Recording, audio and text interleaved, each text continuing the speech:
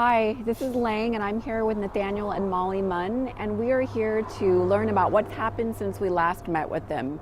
So, Nathaniel, last time we met with you, you were getting ready to go to court. You were packing up the family. It was a plea to the community of supporters to help any way they can, ideally with housing. What has happened since? Well, okay, so a lot of things have happened since. So we did go to court, so that matter is behind us now. And we're currently actually just in temporary housing while we're looking to get a more long-term stabilized place. I think first of all I wanted to say thank you for doing the first video.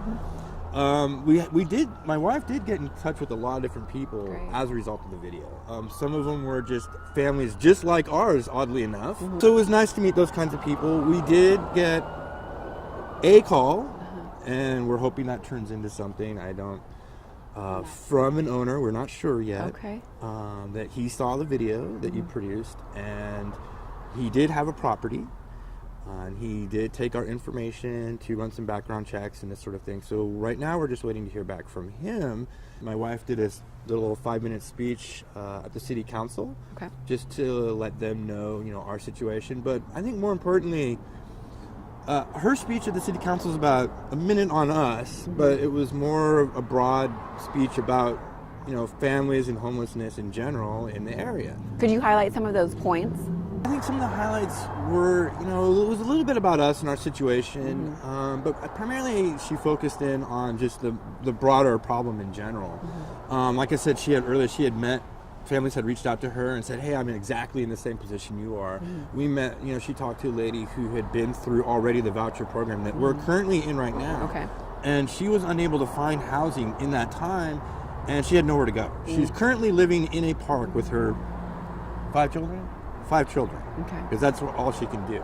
Another family is curled up somewhere, huddled in one room in a friend's house, and they have 6 children. My guess is that the homeless population for families is much bigger than what's actually reported, because some of the families that are curled up in their houses, you don't know about those people. You don't see them on the streets, right? But they don't have a home. They're just stuffed in a single room somewhere. So inadequate services, or maybe services that don't meet the needs of certain populations? They're just really not meeting the needs of the population, right? Because there are services out there. Our case is a little unique in that sense because we have such a large family, and there's a lot of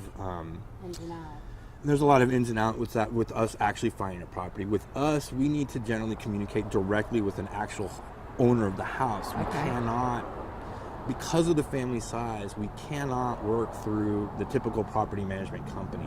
They just have too many restrictions that we can't because of our family size. So how long are you guys here in the temporary? We're here till Wednesday of next week. Then I understand we'll have to move to a different motel for one night. Then there is another program that we can get in if we don't have a house yet by that time. I'm hopeful that we'll know something by this weekend. But, that we can get back in, and we would come back here again for, I think it's, she told me, I think it was 14 days more. 14 days. 14 days more here. It'll be 14 days more here. And that's it. And the voucher system is done. Well, how are you guys doing through this all, and how's the family? Horrible since No. Well, we're doing as well as we can. I mean, we're crunched in 2 rooms here. So, we've got the kids split up. We have to have an adult here at all times with the kids.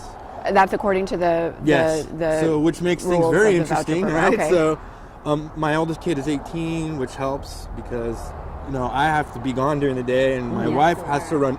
My kids have, this isn't a permanent residence, so my kids have to go to the same school they were currently going to, which means we have to go on the bus with them clear across town. That trip takes... The city bus. The city bus, the district we're in doesn't have a school bus they can send out here. Some of the school districts do, some don't. This one particular one doesn't for some reason. I don't know why. So it's a 2-hour trip. We get up at 5. So we get up quite early. My wife takes them out, and then she comes back. And this also hampers her time during the day because she has to leave really early in the afternoon to go out, get the kids, and then bring them back.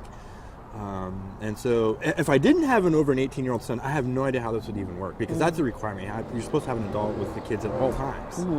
So I I'm thankful there that I have at least one of my older kids that can help. Yeah, and so If it was a mother who didn't have someone like that, I don't even know how they would do it. The county could only do one room for us here with our family, so we had to go somewhere else, and they supplemented to get so we could have 2 bedrooms. Got it. If it was just one, then we would all be stuffed in one room. They have a program that they will pay. They'll help people pay with the deposits. Sure. They'll help people pay the first month's rent, and then and they'll even pay continually, and it tiers down each month a portion of your rent. Because of my income, they put me at a threshold of, okay, we can help you, but not if your house goes over $1,100 a month in your rental. And we looked at them and said, where am I going to find $1,100 rental in this area that can even come close to housing my children, right?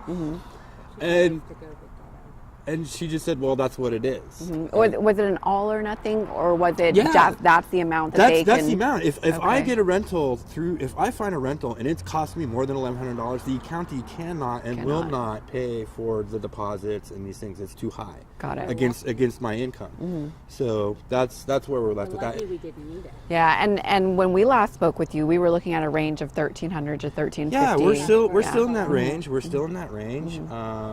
That hasn't changed. Okay.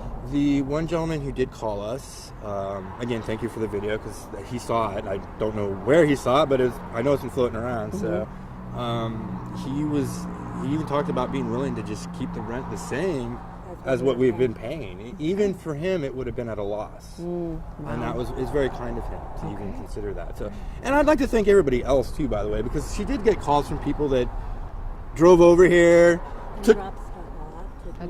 Someone brought us a crock pot, and, which was nice, and someone took her to go shopping to an actual store because we don't really have one right where we're at. We have A grocery store? an actual like a Winco kind of place, okay. because over here we've got the liquor store across the street and Family Dollar, but it's not really food shopping for 12 people is not where you would go. Right. Okay. Is there anything else that you think would be helpful for the community to know that you'd like to share with us?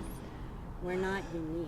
Well, if I would say anything, we're probably not as unique as people might think. Maybe in terms of family size. Sure. But I don't think situationally we are. So they do ask you a lot of invasive questions and make you sign some pretty strange.